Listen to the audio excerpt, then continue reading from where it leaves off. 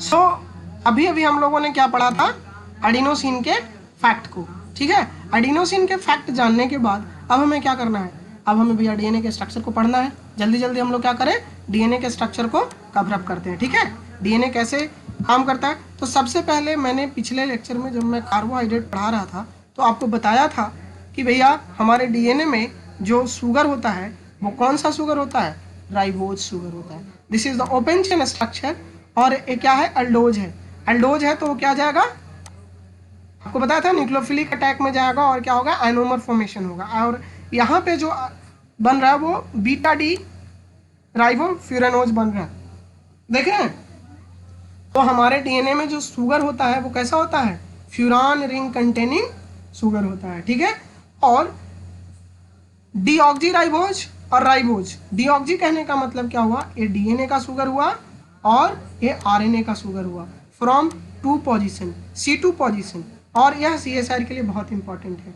कई बार पूछा गया है कि डीएनए का शुगर और आरएनए के शुगर में क्या अंतर है, तो आरएनए का शुगर जो होता है वो 2 पर OH होता है ना, हाइड्रोक्सिल ग्रुप प्रेजेंट होता है, इसीलिए यहाँ पे क्या होता है, अल्कलाइन लाइसिस होता है। आगे आने वाले स्लाइड्स में मैं आपको बताऊंगा how alkaline lysis is important for RNA, but alkaline lysis of DNA is not possible because there is absence of hydroxyl group, ठीक है। This is the one of the most important difference between RNA and DNA. So I am differentiating RNA and DNA, so you have to connect these all things, okay. So let's start. I have already discussed about adenosine and their functions. So if you don't know, please go and try to understand the function of adenosine first. So let's start, okay. So सबसे पहले बात आपको ये जानना है, how DNA structure is revealed through X-ray diffraction technique, ठीक है।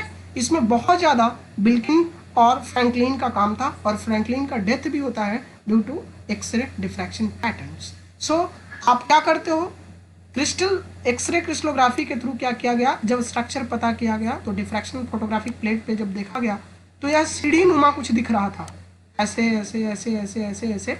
और जब बाद में पता चला, वाटसन क्रिक ने क्या किया, डबल स्टैंडर्ड डीएनए को खोजा, ठीक है।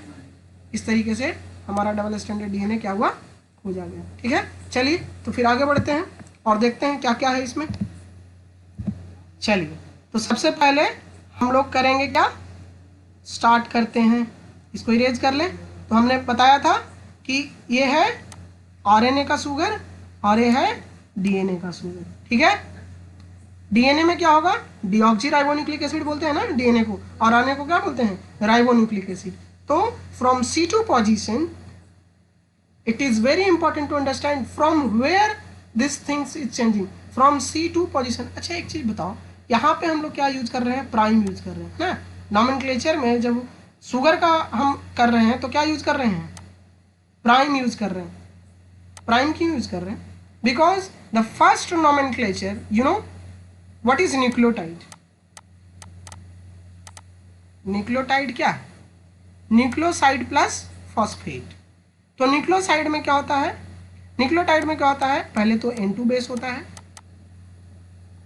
और फिर क्या होता है, एक शुगर होता है, आप शुगर सामने देख रहे हो, और तीसरा क्या होता है, फॉस्फोरिक एसिड होता है, ठीक है, phosphoric acid. So my dear friend, this things are so important for nucleotide. If N2 base and sugar is only present, then you can, what you will tell, what you will, how you can differentiate between nucleotide and nucleoside. So nucleotide have all these three things, okay, N2 base, sugar and phosphoric acid, but nucleoside have only N2 base and sugar, okay, you understand। चलिए कोई बात नहीं। तो हमें पता चला कि जब आप N2 बेस में नंबरिंग करेंगे तो वहां पे क्या लिखेंगे, सॉरी यहाँ पे कोई बहुत अच्छे से मेरे से डायग्राम नहीं बन रहा है, कोई बात नहीं, but you have to understand this is the structure of somehow adenine, okay. तो यहाँ पे हम नंबरिंग करते हैं तो लिखते हैं 1, सॉरी यहाँ से कर लेते हैं 1 2 3 4 5 6 7 8 एंड 9, ओके। और अगर आप यहाँ से करें तो यहाँ से भी कर सकते हैं 1 2 3 4 5 6 तो ये सारा नंबरिंग भी बहुत इंपॉर्टेंट है। तो नंबरिंग जो N2 बेसिस में होता है वो यहाँ से होता है, ठीक है। और शुगर में इसलिए यहाँ पे हम 1 2 यूज कर लिए, तो अगर वही चीज़ हम यूज करेंगे हमें क्या हो जाएगा, डिफ्रेंशिएट करने में क्या होगा, प्रॉब्लम होगा ना। इसीलिए हम शुगर में क्या करते हैं, प्राइम यूज करते हैं, और N2 बेसिस में क्या, नॉर्मल 1 2 3 4 करते हैं। तो समझ में आया। और यहीं से एक चीज़ और आपको पता चला कि DNA का जो डायरेक्शन होता है 5 prime to 3 prime and 3 prime to 5 prime, this is decided by that sugar only, because देखिए 5 prime and 3 prime, so sugar decide the backbone of क्या, DNA। 5 प्राइम टू 3 प्राइम कुछ नहीं, यही शुगर का अरेंजमेंट है, ठीक है। कि कैसे शुगर अरेंज्ड है DNA में, वो आपका क्या करेगा, direction is decided by the sugar moiety present in the DNA। So understand, इतना तक समझ में आया। चलिए कोई बात नहीं, आगे बढ़ते हैं। सो बेसिकली जब हम N2 बेस की बात करें, नाइट्रोजिनस बेस की बात करें, then we have 2 bases, one that is purine and second is pyrimidine. Numbering कोशिश कीजिएगा कि जैसे किया गया है ऐसे कीजिए ताकि आपको कोई दिक्कत ना हो, ठीक है। ऑड पोजीशन पे क्या होता है, नाइट्रोजिनस बेस यानी N लिखेंगे, ठीक है। एक्सेप्ट C5, 5वें नंबर स्थान पे हमेशा क्या होता है, कार्बन प्रेजेंट होता है, चाहे वो प्यूरिन हो चाहे पैरामिडिन हो। Other than that C5 you have to always write nitrogen at odd place and even place, जो बचा कार्बन। तो आप देख सकते हैं एक क्या है, ऑड है तो नाइट्रोजन है, 3 ऑड है तो नाइट्रोजन है। आप देख सकते हैं 7 ऑड है, 9 ऑड है, तो क्या मिल रहा है आपको, नाइट्रोजन मिल रहा है। एक्सेप्ट C5 बिकॉज 5वें स्थान पे क्या मिलेगा आपको, कार्बन मिलेगा, ठीक है। चाहे आप प्यूरिन देखें चाहे आप पैरामिडिन देखें, यह arrangement will be always maintain. मतलब क्या, at even places you will find carbon, exception is C5 position, and at odd you always have nitrogenous base. So ये पॉइंट आपको पहला याद रखना है, प्यूरिन और पैरामिडिन में आपको याद रखना है, ठीक है। और नंबरिंग कहाँ से स्टार्ट होगी, नंबरिंग हमेशा आपको यहाँ से स्टार्ट करने की कोशिश कीजिएगा, क्योंकि आगे हम आपको बताएंगे इनके बायोकेमिकल नेम, तो आपको और भी क्लियर होगा। एडेनिन का नाम है 6 अमीनो प्यूरिन, ठीक है। तो ये सब का नाम है, ठीक है। सो नाम बहुत इंपॉर्टेंट है, अगर आप जानते हैं तो कमेंट बॉक्स में अभी लिख डालिए, क्योंकि हम आगे आने वाले स्लाइड्स में आपको दिखाएंगे कि सारे जो भी नाइट्रोजनस बेस हैं उनके पार्टिकुलर नेम है, बायोकेमिकल नेम है, and that biochemical name is important for giving you answer. जैसे गुआनिन को हम कहते हैं 2 अमीनो 6 ऑक्सी क्या, 6 ऑक्सी प्यूरिन, तो यह हो गया आपका गुआनिन, ठीक है। तो सबका अपना अपना नाम है, हम देखेंगे क्या है। तो सबसे पहले आपको समझ में आया कि at even places I have to put carbon, exception C5, and exception odd के लिए भी वही है, C5 पे कार्बन होगा, और other than other places contain nitrogen, okay. So this that funda is open, and during nomenclature you can see इसमें कैसे जा रहा है, देखिए 1 2 3 4 5 6 एंटी क्लॉक में जा रहा है। यहाँ देखिए 1 2 3 4 5 6 कैसे जा रहा है, क्लॉकवाइज जा रहा है।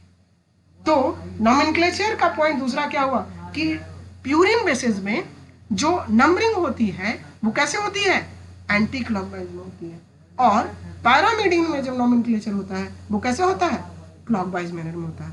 ये आपको समझ में आया, अगर आपको समझ में आया तो बहुत बहुत धन्यवाद। आगे बढ़ते हैं, चलिए, ठीक है।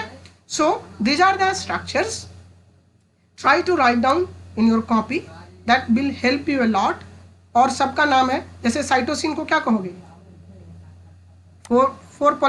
चौथे स्थान पे क्या है, एट 4th पोजीशन अमीन है, और दूसरे स्थान पे क्या है, ऑक्सी है, तो इसका नाम है 2 ऑक्सी 4 अमीनो पैरामिडीन। इसका क्या नाम है, थाइमिन का क्या नाम है, 2 4 डाई ऑक्सी 5 मिथाइल पैरामिडीन।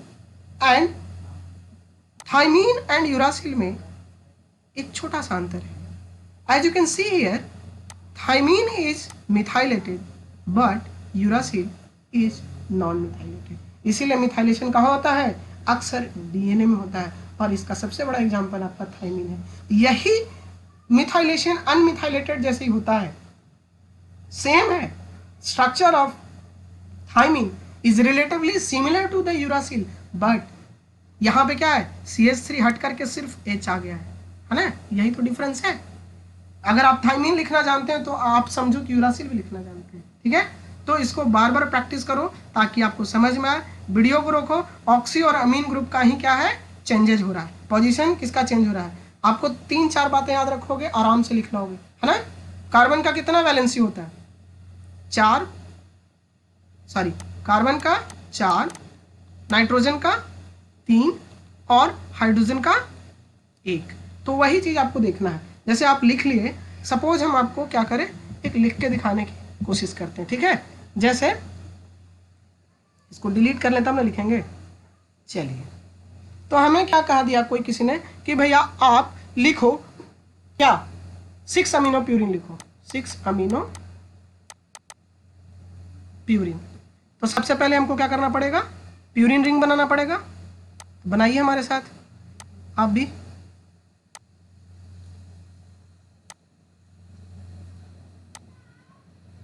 ठीक है, स्ट्रक्चर में भी मेरा बहुत अच्छा नहीं होगा, आप लोग कोशिश कीजिएगा। आप पेन कॉपी बना रहे हैं तो बहुत अच्छे से बनाने की कोशिश कीजिएगा, ठीक है।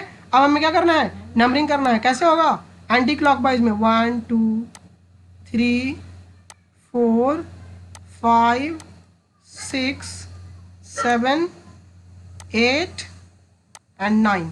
ओके, अब हमको क्या करना है, 6 अमीनो प्यूरिन। तो 6 पे पहले, सबसे पहले काम क्या है, और कार्बन ऑक्सीजन को लगाना, सॉरी कार्बन और नाइट्रोजन को प्लेस करना। तो आपको क्या कहते हैं, ऑड प्लेस पे क्या लगाएंगे आप, नाइट्रोजन। तो लगा दो भैया, यहाँ पे नाइट्रोजन लगाएं, no you can not use nitrogen here, what you will use, carbon and carbon. और बाकी प्लेसेस पे आप क्या करो, कार्बन फिक्स करो। 7 है, क्या यूज करोगे, nitrogen, because that place is odd. Okay, so this is, okay. So अब यहाँ पे आप क्या करोगे, इवन है तो अब आपको क्या करना है, वैलेंसी मेंटेन करना है। कार्बन के लिए क्या बताया था, उधर लिख देते हैं। कार्बन के लिए 4, नाइट्रोजन के लिए 3, हाइड्रोजन के लिए 1। सो लेट्स गो। सबसे पहले हम गिनते हैं, सॉरी यार यही है ना, इसमें गायब हो जाता है मेरा। चलो, तो 6 अमीनो प्यूरिन, 6 पे हमें क्या लगाना है, सॉरी अमीनो, तो लगा दिया NH2। चलो गिनो, 1 अमीन है तो एक ही बॉन्ड होगा, तो 1 2 3। तो एक हम यहाँ पे क्या करते हैं, डबल बॉन्ड क्रिएट कर देते हैं। अब डबल बॉन्ड कर देंगे तो क्या हो गया, 1 2 3 4। नाउ नाइट्रोजन की वैलेंसी कितनी है, 3, 1 2 3 हो गया, 1 2 और 3। अब इस कार्बन को देखो, 1 2। अब यहाँ पे हम क्या करते हैं, एक डबल बॉन्ड दे देते हैं। तो देखो 1 2 3, अभी भी नहीं हो रहा, तो यहाँ पे क्या करेंगे, एक हाइड्रोजन लगा देंगे, ठीक है। अब देखो 1 2 3 यहाँ पे मेंटेन हो गया, चलो ठीक है। अब देखो 1 2 3, अगर इसके यहाँ पे अगर एक बॉन्ड दे दें तो क्या हो जाएगा, मेंटेन हो जाएगा, हो गया। तो यहाँ पे बॉन्ड दे दिए, तो अब देखो ये पूरा मेंटेन हो गया। बैलेंस करना है आपको बॉन्ड दे करके। अब क्या हुआ, अब देखो 1 2 3 4। अब इस नाइट्रोजन को देखो 1 2, अगर यहाँ पे एक बॉन्ड दे दें तो क्या हो जाएगा, ये हो जाएगा बैलेंस 1 2 3। नाउ 1 2 3, यहाँ पे आपको क्या देना पड़ेगा, हाइड्रोजन। अब देखो 1 2, अगर यहाँ पे अगर बॉन्ड दे दोगे तो गड़बड़ हो जाएगा, ये कार्बन बढ़ जाएगा, ठीक है, और यहाँ पे दिक्कत हो जाएगा। तो आप क्या करोगे, 1 2 3, यहाँ पे एक हाइड्रोजन दे दो। और this 9th position in purine is undergo hydrolysis, dehydrolysis, dehydration होगा या हाइड्रेशन होगा। तो 9th position is very important in purine. और पैरामिडिन में number 1 undergo the same process as like 9th। तो इसमें फर्स्ट नंबर का जो है नाइट्रोजन वो जाता है ग्लाइकोसिडिक बॉन्ड बनाता है, और यहाँ पे 9th नंबर का जो है ये क्या बनाता है, ग्लाइकोसिडिक बॉन्ड बनाता है। सिर्फ नाइट्रोजिनस और शुगर के बीच में क्या होगा, शुगर क्या बनाएगा, ग्लाइकोसिडिक बॉन्ड बनाएगा। तो इससे क्या करेगा, इसका OH लेगा और इसका H लेकर के क्या हो जाएगा, वाटर मॉलिक्यूल निकल जाएगा, जो अपकमिंग स्लाइड में हम आपको सिखाएंगे। तो आई थिंक आपको आ गया होगा कि कैसे हमें स्ट्रक्चर्स लिखने हैं। तो आपको सेम क्या करना है, सारे स्ट्रक्चर्स को लिख करके धीरे धीरे रखना है, ठीक है। आपको समझ में आया, देखो यही थी ना, यही स्ट्रक्चर था ना, सेम टू सेम आया ना। तो आपको कुछ नहीं करना है, जैसे मैंने कहा आप रिपीट करो। और अगर आपको अभी भी कोई दिक्कत होता है नेमिंग में, नाम लिखने में कोई दिक्कत होता है, तो आप मुझे कनेक्ट करेंगे और मुझे बताएंगे, ठीक है। I think you all know how to write a particular structure, because I love biochemistry. Biochemistry is the basis of organic chemistry. So my dear guys, if you know little bit of organic chemistry, you can rock on biochemistry. Okay, so let's start. So I have already told you that nucleoside is combination of what? Nitrogenous base and sugar. I have already told that the 9th position of purine undergo glycosidic bond formation. So this bond is called glycosidic bond. So glycosidic bond बनाया, इसका first position और इसका 9th position, और यहाँ से क्या होगा, water molecule remove होगा. Removal of water molecule lead to the formation of glycosidic bond formation between nitrogenous base and sugar molecule. This is for DNA and this is also for DNA. क्योंकि यहाँ पे क्या है, C2 position पे आप देखो क्या है, HH है. So this is the sugar of what, D deoxy लिखा हुआ है ना, तो deoxy means this is DNA sugar. If you just you will put oxygen here, then these things converted to RNA. ये जो डी जो term है वो खत्म हो जाएगा, क्या होगा, GMP होगा, AMP होगा, TMP होगा, CMP होगा. तो my dear friend, you also try to write down and try to note each and everything on your notebook and try to write down these structures, because the structure is very important to understand the basic of biochemistry, which I have already told you guys in amino acid lecture कि amino acid का structure बनाओ. इस तरह से मैं यहाँ पे कह रहा, एक एक स्ट्रक्चर आपके लिए इंपॉर्टेंट है, सारे स्ट्रक्चर को लिख डालो, लिखने के बाद ही कुछ हो सकता है. जब तक आप स्ट्रक्चर नहीं बनाओगे, biochemistry is very difficult to understand. So molecular biology is tediously difficult for you. अगर अभी आपको बायोमोलिक्यूल मैं समझा रहा, try to understand my guys. If you will understand this things, you will rock on in molecular biology. So try to understand the DNA structure. It is really very important. Okay, so try to understand. So now this is 5 prime. This is 5 prime and the 5 prime and phosphoric acid. यहाँ पे कौन सा bond आएगा, फॉस्फोइस्टर bond. पहला क्या होगा, फॉस्फोइस्टर bond. लेकिन अब यहाँ देखो, ए बॉन्ड देखो और ए बॉन्ड देखो, ये दो बॉन्ड बन रहा है ना. तो लोग कहते हैं ना डीएनए में फॉस्फोडाइस्टर बॉन्ड होता है. फॉस्फोडाइस्टर क्यों, क्योंकि दो सक्सेसिव न्यूक्लियोटाइड के बीच में, दो सक्सेसिव N2 बेसेस के बीच में एक यहाँ पे बॉन्ड बन रहा है, एक यहाँ पे बॉन्ड बन रहा है.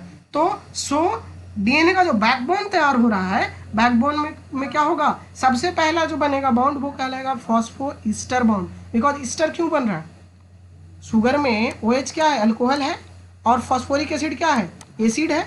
तो acid and alcohol react to form ester, so there is phosphoester bond.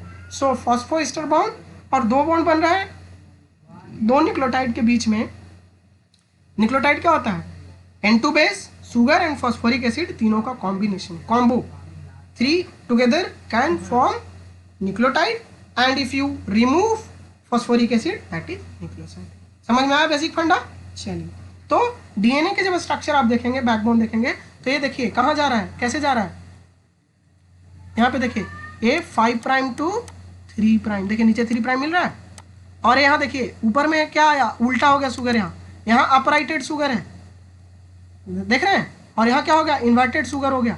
तो जो आपका जो 5 प्राइम टू 3 प्राइम डायरेक्शन है और 3 प्राइम टू 5 प्राइम डायरेक्शन है, उसको आप अच्छे से समझो. और हमेशा सिंथेसिस जो होगी वो कैसे होगी, फ्रॉम 5 प्राइम टू 3 प्राइम. हमेशा 5 प्राइम डायरेक्शन से ही कोई चीज़ होगा, चाहे वो आरएनए सिंथेसिस हो, चाहे वो प्रोटीन सिंथेसिस हो.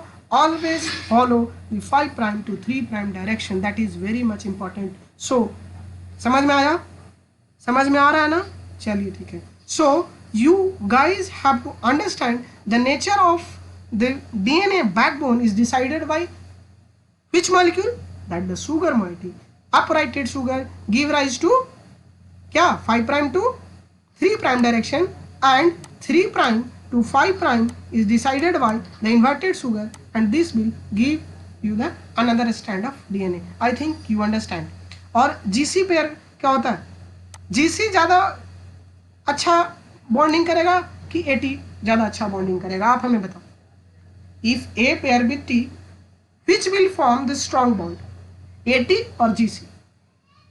Obviously GC. Why GC? Because it is forming 3 hydrogen bond, ठीक है। एंड AT क्या है, इसीलिए देखते हो जब DNA रेप्लिकेशन होता है तो DNA रेप्लिकेशन में जो बबल जो खोजा जाता है रेप्लिकेशन का, वो AT रिच सीक्वेंस खोजा जाता है। Why? Because AT rich sequence can be broken easily in as compare to the GC rich sequence. So GC rich sequence को तोड़ना कठिन है in comparison to AT rich sequence. So during replication और any other process, first of all when DNA strand breaks, try to find AT rich sequences to remove that bond is very easily. So this is the fund of hydrogen bonding. And hydrogen bonding कैसे remove होता है? Just giving the high temperature. आप PCR पढ़े होंगे ना, PCR में हम लोग कैसे करते हैं, आपको सारा चीज़ समझ में आ रहा होगा। सबसे पहले डीनेचर करते हैं, तो डीनेचर क्या करते हैं, you just want to separate both the strands, okay. So I am not going in PCR in detail, but I just want to give you the general formatics that how DNA is bind and how DNA is composed. So these all nucleotide arrange one another to form a complete DNA structure. So let's go deeper look to understand these things. We have to go inside the lecture. So आपको यहाँ पे क्या करना है, समझना है कि क्या होगा जब न्यूक्लियोटाइड होगा, न्यूक्लियोसाइड होगा और न्यूक्लियोटाइड होगा, और न्यूक्लिक एसिड कब वो RNA का होगा और कब वो DNA का होगा। देखिए डीऑक्सी एडेनाइलेट और एडेनाइलेट, इसी तरह से डीऑक्सी लग गया तो वो DNA का हो गया, देख रहे हैं, और नॉर्मल होगा तो क्या होगा, वो RNA का होगा, ठीक है, समझ में आया, ठीक है। तो एडिनोसिन हो गया, यहाँ देखिए एडेनाइलेट हो गया, सीन SINE जहाँ लगेगा, देख रहे हैं, तो वो क्या कहलाएगा, प्यूरिन के केस में, और यहाँ पे साइटिडीन है ना, साइटिडीन, टीडीन, डीन है ना, और जहाँ आपको लगेगा यूरिडीन है ना, तो ये सारा क्या हुआ, आपको क्या कहलाएगा, न्यूक्लियोसाइड। तो आप इसको, ये मैंने लैलेंजर से कट करके रखा है, I have taken this things from Lehninger. So guys you have also you try to write down these things and try to memorize, because these things help you a lot. So my dear friend, I have written something for you. I have taken some pictorial format to make you understand, okay. So as you know, these are the nucleotide structure, है ना। जब इतना होगा तो जो red format में देख रहे हैं वो क्या है, deoxy adenosine. So N2 base and sugar will decide what? Decide your sugar. That is nucleoside. Red format में क्या है, न्यूक्लियोसाइड है, और जो ब्लैक में देख रहे हैं, these are the nucleotide structure. और फॉस्फोरिक एसिड जैसे ही अटैच होगा, nucleoside converted into nucleotide. So basic फंडा यही है, try to stop here and try to write all this things. ATP का क्या होगा, you will add 3 phosphate, है ना, triphosphate, adenosine triphosphate, this is monophosphate, देख रहे हो लिखा हुआ है ना, मोनोफॉस्फेट, डाईफॉस्फेट, ADP। तो आप सबका स्ट्रक्चर धीरे धीरे लिखने की कोशिश करेंगे, and I promise you, you will really start enjoying the structure of DNA, because this structure really mind blowing, and you can really guys, if you understand the DNA structure, you will love it. So मैंने आपको पहले ही बोला था कि I will give you the name of each and every N2 bases name. So here all N2 bases name is given, that is the biochemical name. So try to remember these things, and you can, if you are good enough in organic chemistry, you can write the name by own self. 6 aminopyrin, 2 amino, 6 oxypyrin, क्या है, कुछ नहीं, amino, और यहाँ पे देख रहे हो अमीनो और ऑक्सी का खेल है, जहाँ जहाँ है वहाँ लिख दे रहा है। देखो यहाँ क्या है, 2 और 6, ये छठा पोजीशन है और ये दूसरा पोजीशन है। यहाँ पे देखो ये दूसरा है, ये चौथा है, दूसरा है, चौथा है, दूसरा है, वही तो है। जो प्लेस है उस प्लेस को आप याद रखो, बाकी I think you can write down all this things by self. आपको, हमें नहीं लगता कि आपको बायोकेमिकल नेम याद करने की ज़रूरत है, you will already remember all this things, just try to follow my basic फंडा, यू नो। लेट्स गो, चलते हैं आगे। अब एक और बड़ी बात है, यहाँ पे आपको एक फैक्ट में बता रहा हूँ, बहुत इंपॉर्टेंट है, मे बी आप जानते हो या नहीं जानते हो। पता है हाइपोजेंथीन जैंथीन, मैं बताऊंगा जब म्यूटेशन पढ़ाऊंगा तो बताऊंगा कि कैसे एक छोटा सा चेंज बहुत बड़ा इंपॉर्टेंट फैक्टर बन जाता है और कैसे कोई चीज चेंज होता है। ठीक है, गुआनिन कैसे हाइपोजेंथीन में चेंज होता है और कैसे वो यूरिक एसिड में चेंज होता है। You know, gout is disease which is due to this effect. Hypoxanthine xanthine में कन्वर्ट होता है, जैंथीन से फिर यूरिक एसिड में वो बदल जाता है। So this leads to the development of gout disease. So it is very important my dear student, you have to understand how these things are very important. One enzyme, a single enzyme can give you a large impact, and this enzyme can leads to the formation of uric acid in your body, and this uric acid level is as soon as गांठों में क्या होता है, जहाँ bone का गांठ होता है ना, जहाँ जहाँ गांठें होती है वहाँ पे यूरिक एसिड जाके डिपॉजिट होने लगता है, और डिपॉजिट होने के साथ साथ क्या होता है, बहुत ज़्यादा पेन जनरेट होता है। नहीं, high amount of pain is generated into the joint bodies जहाँ जहाँ है, जॉइंट जहाँ जैसे बॉल सेकंड जॉइंट हो गया और पैर के जॉइंट्स हो गए थे ना, पटेला हो गया, ये सब क्या होता है, गॉट डिजीज में बहुत ज़्यादा दर्द रहता है। ठीक है, पेशेंट को बहुत ज़्यादा प्रॉब्लम होती है। अच्छा ये बताओ, ब्रेडिकाइनिन का क्या यूज है, आपको बताना है। ब्रेडिकाइनिन क्या करता है, write down in comment. Okay, so now एक जब आपको म्यूटेशन पढ़ाएंगे तो आपको ये बताएंगे what is tautomerization. This is keto form ना, because C double bond is a ketone group. So as you can see here, this is ketone and ketone is converting into alcohol. तो इनॉल formation आप लोग पढ़े होंगे organic chemistry में 11th-12th में, और अगर आप नहीं पढ़े होंगे तो really I want to just tell you go through NCERT 12th class and you will again understand the alcohol chapter. Alcohol chapter जाके पढ़ो, उसमें इनॉल फॉर्मेशन बताया है। ठीक है, और यह इनॉल क्या है, टॉटोमराइजेशन जो होता है is again very problematic for mutation. जब हम म्यूटेशन बताएंगे तो फिर इस टॉटोमराइजेशन पे आएंगे और फिर आपको हम बताएंगे कि देखिए how tautomerization play important role in changing the format. Okay, so now my dear students, I just want to make you clear this is AMP। कैसे AMP चेंज होगा ADP में और फिर कैसे धीरे धीरे ATP में बदलेगा, और each and every step will leads to removal of water molecule. मैंने पहले बोला था ना, अपने हो गया पानी निकालना है, देखो दिख रहा है ना, nothing is happening, just water molecule is removing and just water molecule is removing and there is a formation of bond formation हो रहा है। और यह बॉन्ड फॉर्मेशन क्या हो रहा है, एक बहुत ही इंपॉर्टेंट फैक्टर बनेगा जब यह एक दूसरे से जुड़ेगा। फॉस्फोडाइस्टर बॉन्ड बनता है तो क्या होता है, यहाँ से ये चीज़ें बदल जाता है और ये फॉस्फेट मॉलिक्यूल और अगले न्यूक्लियोटाइड का फॉस्फेट मॉलिक्यूल दोनों आपस में जुड़ते हैं और एक चेन बनता जाता है, और इस तरीके से आपका DNA डबल स्ट्रैंडेड DNA तैयार हो जाता है, 5' to 3', एक 3' to 5', which I have already discuss a lot. So आपको समझ में आया, these are some modified bases, है ना, ये आपका N2 बेसिस है, राइबोज है ना, और आपको देख सकते हो यहाँ पे मिथाइल अटैच हो गया, यहाँ पे मिथाइल अटैच हो गया, है ना, देख सकते हो आप। आइनोसिन देखो मॉडिफाइड है, तो मॉडिफाइड स्यूडोइरिडीन, और ये कहाँ मिलेगा, आइनोसिन स्यूडोइरिडीन RNA के स्ट्रक्चर्स। RNA जब हम ट्रांसफर RNA बताएंगे, जब देखोगे आप, ठीक है, तो आपको ट्रांसफर RNA में दिखाएगा कहाँ पे आइनोसिन होता है, कहाँ पे स्यूडोइरिडीन होता है।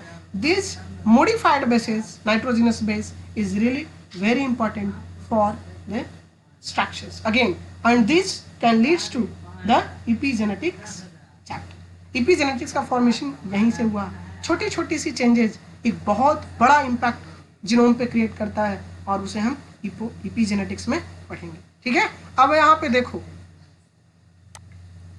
RNA क्या होता है, RNA डिग्रेड होता है ना, डिग्रेड क्यों होता है भैया, कि यहाँ पे जो C2 पोजीशन है वो क्या है, हाइड्रोक्सिल ग्रुप कंटेन करता है, और जहां पे हाइड्रोक्सिल ग्रुप होगा वो कहाँ जाएगा, या तो साइक्लाइजेशन में जाएगा तो साइक्लिक AMP बन जाएगा, cyclic AMP adenosine 2,3 cyclic AMP, और एक 2,3 बनता है और एक 3,5 भी बनता है, 3,5 साइक्लिक AMP, और ये कैसे बनता है ये आपको कमेंट बॉक्स में लिखना है। इसलिए मैंने छोड़ दिया 2,3 cyclic MP I have given you here. But एक और फॉर्म बनता है 3,5, वो कैसे बनता है you have to write in my comment box. Okay, so let's go to the another slide. अब यहाँ पे हम आपको चाहते हैं थोड़ा ये बताना कि हाइड्रोजन बॉन्ड के जो डिस्टेंस होते हैं दैट इज ऑल्सो कैलकुलेटेड। तो एक जो पूरा जो बेस होता है, दोनों बीच का जो डिस्टेंस होता है 11.1 एंगस्ट्रॉन। जब किससे कंपेयर करता है, जब एडेनिन थाइमिन से। You can see here the distance between AT is large and GC is less। देख रहे हो, GC के बीच का डिस्टेंस कम है, तो डिस्टेंस कम होने का मतलब क्या हुआ, these two molecules are tightly connected to each other। इसलिए तो दोनों के बीच का डिस्टेंस कम है, तो इनको खोलना ज़्यादा दिक्कत होगा। If you will open cytosine and guanine, you have to give more energy। Why? Because their bond length between these two molecules is reduced। Distance between GC is less as compared to the adenine and thymine। So thymine AT को तोड़ना आसान है, and there is only 2 bond and G and C have triple bond। आप कहते हैं ना, ये तो नॉर्मल 11-12 में पढ़े होगे यार, A pair with double bond with T and C pair with triple bond with G। So this is already explained and you know very well, but the distance between these 3 bonds is really very important। Sometime मैंने देखा है कि जो कभी कभी क्या होता है ना, कि जो आप नॉर्मल जो कभी असिस्टेंट प्रोफेसरशिप के लिए कभी सेट का एग्जाम देने जाएंगे, तो यहाँ पे मैंने देखा है कहीं पे ऐसे सवाल तो पूछना नहीं चाहिए, बट ये रट्टूमल वाला क्वेश्चन कभी कभी आ जाता है। तो if you want to go deeper, so you can try to memorize the bond length between this. Okay, so it's also very important to understand other format of DNA structures। These are the some modified structure। As you can see here, this is hairpin। पता है RNA भी hairpin बनाता है, क्यों? क्योंकि as you can see these are the complementary sequences। So complementary sequence have ability to form a hydrogen bond between them। So यहाँ पे hairpin बन गया। पैलिंड्रोमिक सीक्वेंस क्या होता है कि when you will go from 5 prime to 3 prime, कहाँ पे लिखा रहा है, हाँ sorry, 5 prime to 3 prime and 3 prime to 5 prime। तो जब भी आप एक डायरेक्शन से रीड करने का कोशिश करो, देखो 5 prime to 3 prime, इधर होगा 3 prime और इधर होगा 5 prime। तो 5 prime से उठाओ और पढ़ो TTA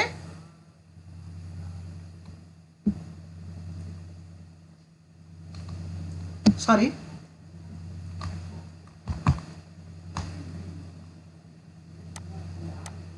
हाँ, तो देखिए यहाँ पे TTACC और यहाँ से पढ़िए TTACG। सॉरी, यहाँ पे हटाने दो यार, क्या हो गया, देखिए TTAGC TTAGC। चलिए एक और एग्जांपल लेते हैं, ठीक है, जस्ट वेट यार, सॉरी फॉर डिस्टर्बेंस गाइज। चलिए शुरू करते हैं, ठीक है। तो यहाँ पे हम लोगों ने देखा था, ठीक है, तो यहाँ पे हम लोगों ने बात किया था क्या, चलिए एक बार फिर से देख लें कि रिकॉर्डिंग हो रही है ना, हाँ चलिए रिकॉर्डिंग हो रही है, चलिए आगे बढ़ते हैं, ठीक है, चलिए ठीक है। तो ये सारा चीज़ हम लोग देख लिए थे। अब हम लोग इस स्ट्रक्चर्स पे आए थे और यहाँ पे हम लोग बात कर रहे थे, है ना, क्या बात कर रहे थे कि हेयर पिन फॉर्मेशन कैसे हो रहा है कि when A pairing with, as you can see here that these are the complementary sequence। So complementary sequence क्या करेगा, आपस में बाइंड कर लेगा, ठीक है। अब हेयर पिन फॉर्मेशन आप देख सकते हो कि हेयर पिन कैसे, पैलिंड्रोमिक सीक्वेंस कैसे बन रहा है। As you will go from 5 prime to 3 prime and 3 prime to 5 prime। तो जब आप एक डायरेक्शन से पढ़ोगे ऑलवेज 5 प्राइम से उठाते हैं, तो आप देखो TTAGC। अब हम यहाँ पे एक एग्जांपल लेते हैं GAATCC।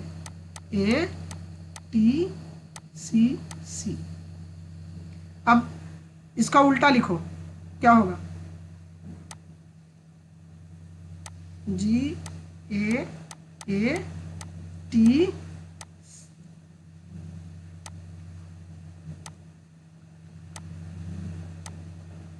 GAATTC,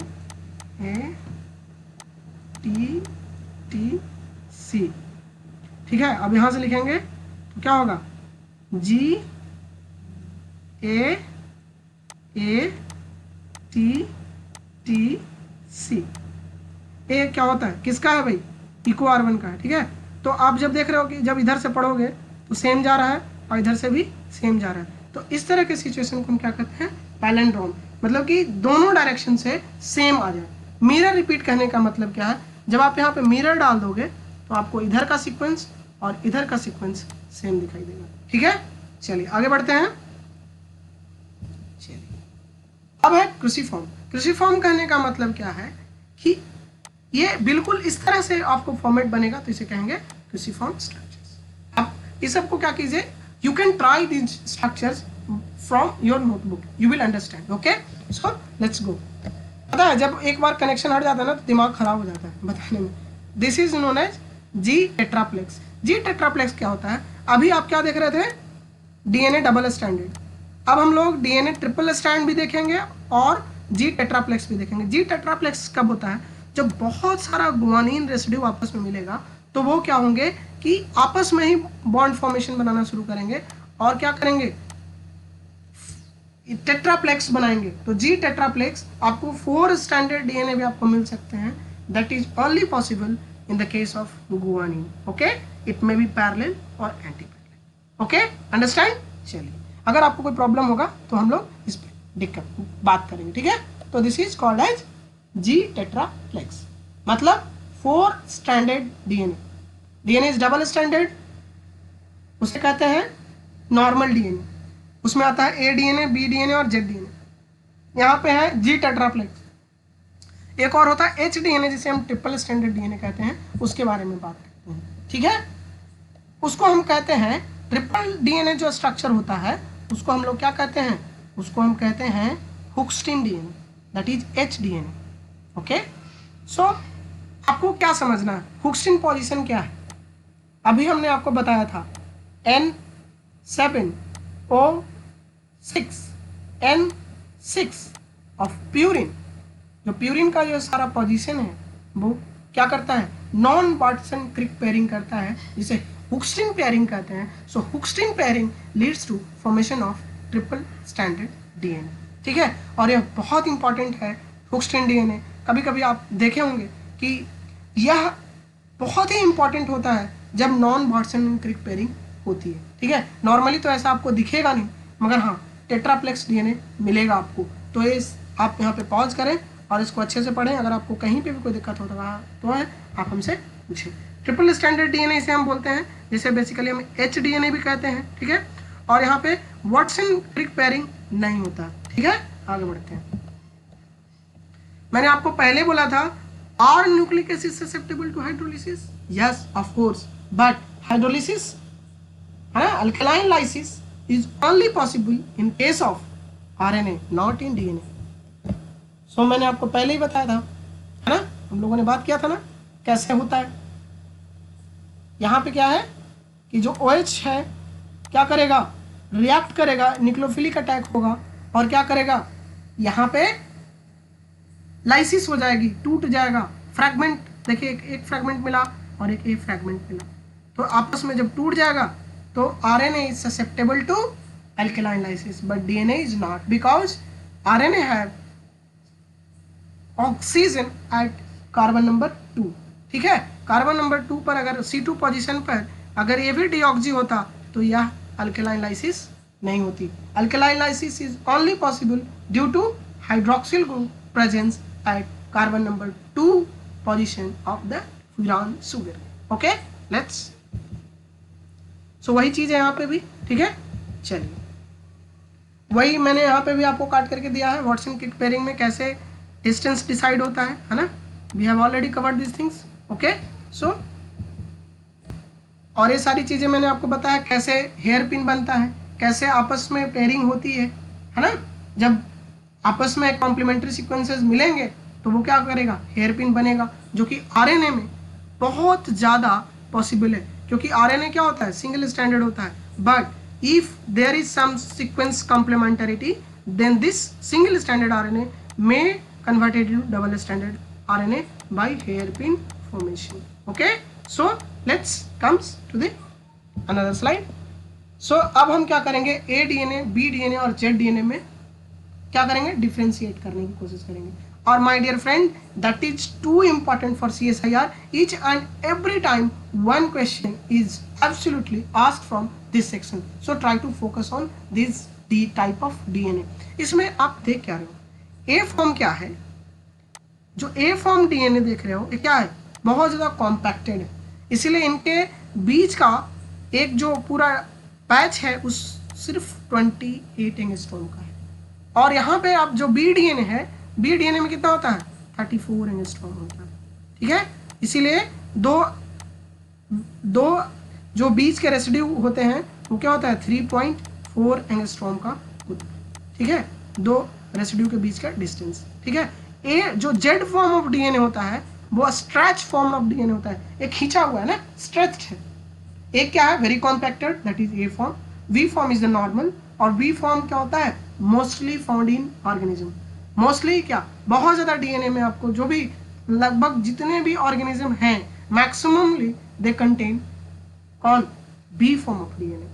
और ऐसा नहीं है कि आपके बॉडी में ए फॉर्म और जेड फॉर्म नहीं है, they are interconvertible also. That is a very big mystery. If you want to know more you can go and try to search about this form of DNA also. They are interconvertible also. So let's come to the next. अब आपको पता करना है what is major group and what is minor group. Major group क्या है, जहां पे आपको क्या दिखे ज्यादा, आप देख रहे हो यहाँ पे, ध्यान से देखो यहाँ पे, तो यहाँ पे डिस्टेंस ज्यादा दिख रहा है ना, ग्रूविंग यहाँ पे देखिए ऐसे है, और यहाँ पे क्या है, स्ट्रेच्ड है, तो यहाँ पे डिस्टेंस क्या है, कम है. तो माइनर ग्रुप ये हुआ, मेजर ग्रुप ये हुआ. आपको ये कमेंट करना है कि मैक्सिमम जो ट्रांसक्रिप्शन फैक्टर है वो कहाँ जाके बाइंड करता है, मेजर ग्रुप पे या माइनर ग्रुप पे. That is your homework. Try to search कि कौन सा मेजर ग्रुप पे बाइंड करता है, कैसे माइनर ग्रुप पे बाइंड करता है. इंटरक्लेटिंग एजेंट्स जैसे ETBR कहाँ बाइंड करता है, मेजर ग्रुप पे कि माइनर ग्रुप पे. This are your homework. Please try to comment in my video. So my dear friend, that is really very important to understand. मैंने क्या बोला कि आपको पता है डायमीटर जो होता है B DNA कितना होता है, 20 एंगस्ट्रॉम होता है, और 2 नैनोमीटर बोल सकते हैं, है ना. यूनिट पर ध्यान दीजिएगा, और यूनिट एंड डायमेंशन में नहीं पढ़ा रहा, इसलिए इस पे हम ज़्यादा फोकस नहीं करें. 2 नैनोमीटर 20 एंगस्ट्रॉम कैसे है, ये सब आपको पता होना चाहिए, बेसिक चीज़ें. ठीक है, that is the 5 prime end and this is the 3 prime end OH and this is OH and this is phosphate. और एक पैच में, हेलिक्स पैच में कितने अमीनो एसिड हैं, सॉरी कितने बेसेस आएंगे, 10. और दो सक्सेसिव न्यूक्लियोटाइड का बीच का डिस्टेंस कितना होगा, 0.34 नैनोमीटर या 3.4 एंगस्ट्रॉम. ठीक है, और एंगस्ट्रॉम में बात करेंगे तो कितना होगा, 34 एंगस्ट्रॉम एक पैच में डिस्टेंस हो. ठीक है, समझ में आई बातें. चलिए, इस पे बहुत सारा न्यूमेरिकल बनता है, तो आपको क्या करना है, इससे रिलेटेड न्यूमेरिकल आपको क्या करना है, सॉल्व करना है. अब क्या है, सिन क्या होता है और एंटी क्या होता है, आप जब डिफरेंसेस देखेंगे तो समझेंगे. सिन कॉन्फ़िगरेशन क्या होता है ना, कि कम ही में सिमट के आपको स्ट्रक्चर आ जाएगा. जब एंटी है, देखिए nitrogenous base and sugar both are in the same plane, so this is the syn configuration. Anti का मतलब क्या हुआ, that is the nitrogenous base. When you will draw the line, sugar will go out, so this is anti form. So आपको दोनों मिल सकता है, anti सिन दोनों मिल सकता है. और anti and syn is basically what they are deciding, they are deciding the groups, minor group and major groups. And anti and syn is also responsible for bulginess. जितना syn होगा DNA क्या होगा, उतना ही compacted होगा, और जितना anti मिलेगा उतना ही लूजली कॉम्पैक्टेड आपको DNA मिलेगा. ठीक है, इसलिए आपको एक बात आपको याद रखना है, B DNA में क्या मिलेगा. चलिए आगे देखते हैं क्या मिलता है. ठीक है, चलिए, तो यहाँ पे सारी चीज़ें दी गई हैं, धीरे धीरे इसको हम पढ़ते हैं. और यह slide, this slide is really too important for your CSIR exam. That slide can give you 2 mark or maybe 4 marks. ठीक है, तो A DNA देखिए क्या है, एंटी है, B DNA एंटी है, सो these 2 DNA क्या होंगे, these are very फ्रेजाइल, ज़्यादा फ्रेजाइल है। क्यों? क्योंकि भैया इसमें क्या है, बल्जीनेस मिलेगा आपको, एंटी कॉन्फिगरेशन मिलेगा, तो क्या होगा, शुगर इधर होगा, नाइट्रोजनस बेस और पॉजिटिव साइड होगा, सेम प्लेन में नहीं होगा। लेकिन जेड डीएनए में क्या है, एंटी भी मिलेगा, सिन भी मिलेगा, इसीलिए this DNA is very stressed, खींचा हुआ है। ठीक है, चलिए, और इसमें कहाँ पे हेलिक्स लोग देखिए, राइज क्या होगा, कितना होगा, ये सब आप क्या कीजिए, try to memorize this things and these are really very important. Major group कैसे होंगे, माइनर ग्रुप कैसे होगा, ठीक है, ग्लाइकोसिटिक बॉन्ड कैसे बनेगा वो मैंने डिस्कस कर दिया। हाँ, कहाँ पे ब्रॉड होगा, actually this region can give you marks. So आप क्या करो, यहाँ पे वीडियो को रोको और अच्छे से इन सारे चीज़ों को पढ़ो। अगर कहीं पे भी आपको दिक्कत होता है तो आप हमसे पूछो। एक और काम आपके लिए है, शुगर पकरिंग जो होता है वो आपको बताना है कि किस में कैसा होता है, इंडो किस में होता है, 3 प्राइम इंडो कहाँ होता है और कहाँ पे होता है। तो आपको शुगर पकरिंग का नेचर भी आपको बताना है कि ए फॉर्म में कैसा होता है, बी फॉर्म में कैसा होता है और जेड फॉर्म में कैसा होता है। ठीक है, चलिए आगे बढ़ते हैं। अब हम चलते हैं रियल मॉलिक्यूलर बायोलॉजी के डिस्कशन में। So thank you so much for being with us. So अब हम लोग इसको क्या करेंगे, नेक्स्ट लेक्चर में कवर करेंगे। Thank you so much for staying with me. Okay, take care.